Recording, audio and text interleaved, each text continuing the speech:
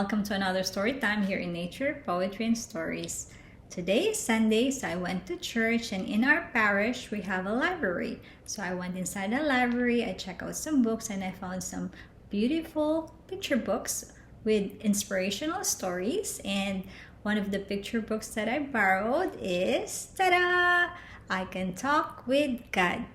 It was written and illustrated by Helen Caswell. Kids, are you curious on how this little boy talked to God?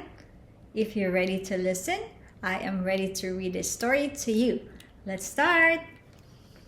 I Can Talk with God, written and illustrated by Helen Caswell. I can talk with God. In the morning when I get up, I thank God for the new day, even if it's raining. I thank God for my orange juice and cereal and my toast with jelly on it. Some days I feel so happy.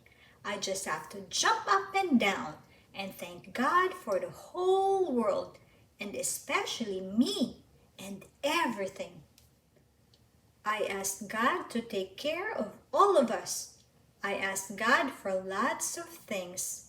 Sometimes the answer is yes, and sometimes the answer is no.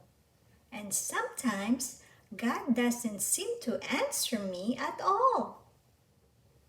But maybe that's because I don't listen well enough. You have to listen very carefully, because God doesn't talk to you like your parents or your sister or anybody. God answers you inside your head.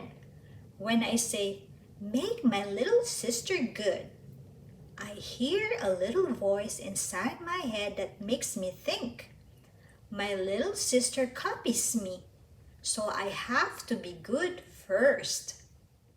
When I asked God for a pony, the little voice said, "Where would you put it?"